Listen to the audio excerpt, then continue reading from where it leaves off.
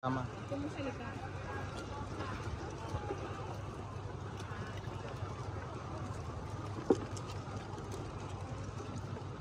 Hi, this is a Soul Farm Girl. Welcome to my YouTube channel.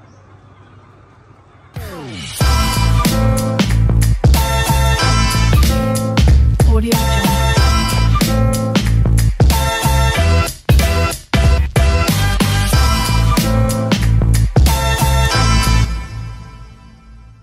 Ang sarap din talaga mag-alaga ng manok, no? Lalo na yung mga ganito na may sarili kang farm at ito ipaalala ko lang sa inyo.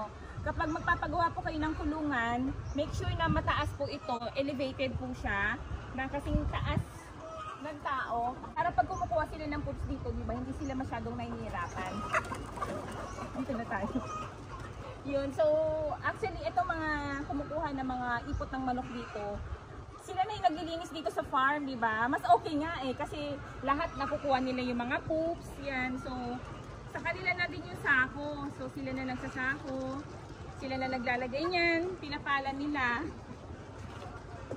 Kaya, walang ka-problema kasi parang sila na yung naglilinis dito sa farm, di ba? Ayun, tulad yun ni Kuya, kanina kasi, in-interview ko na siya.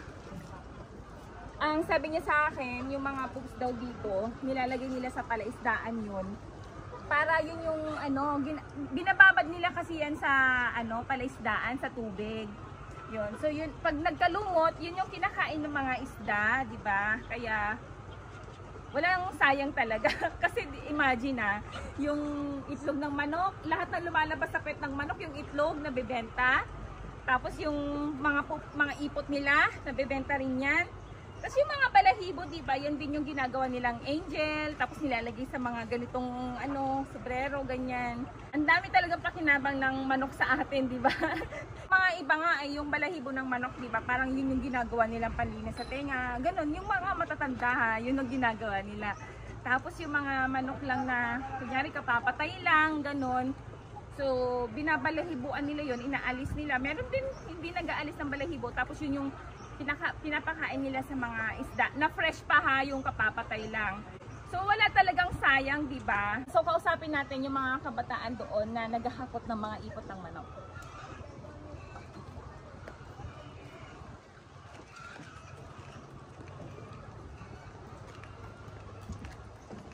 Yan o.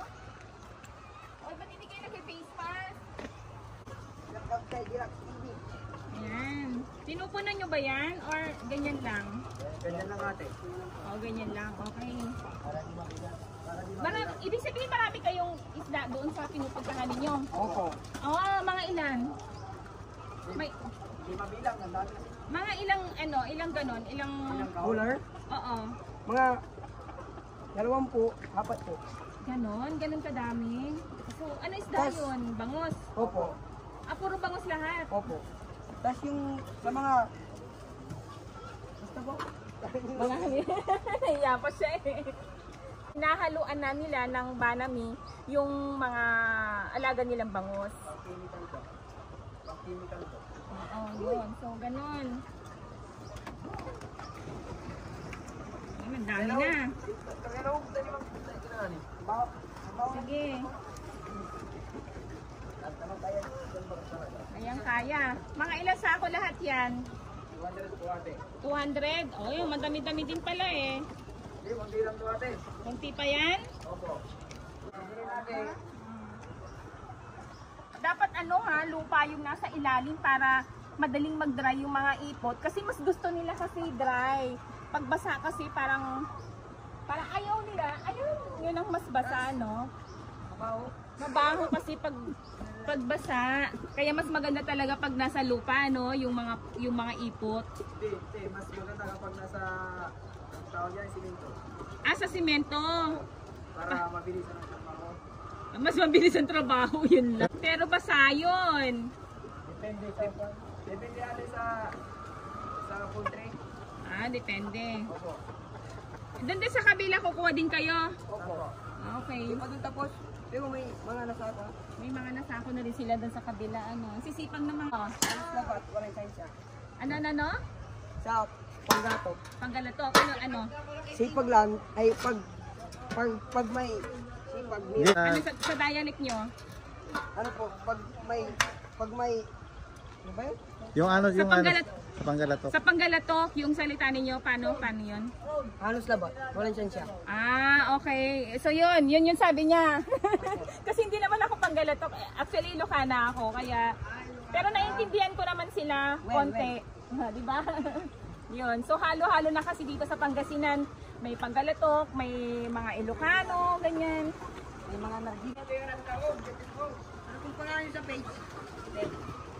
Yun, di ba? Walang kasayang-sayang talaga. Maganda rin talaga yung mag-alaga ng manok, no? O, tara, pakita ko sa inyo doon sa kabila. Ang dami, oh. Tsaka dry na yung mga ikot ng manok. Yan.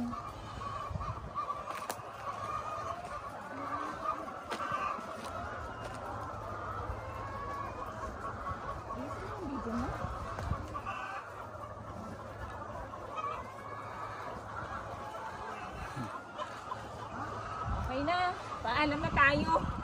Sa mga hindi pa nakapag-subscribe, please subscribe and hit the notification bell para lagi kayo updated sa mga bago kong video. Happy farming everyone! Hindi po, yung sa, opo, yung may buwan, yun po, hindi po,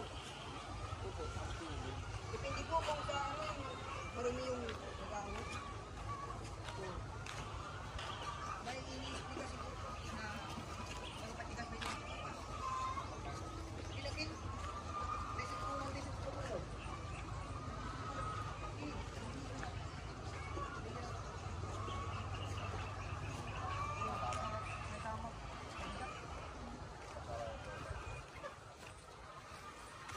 Bigat yan. Bigat yan.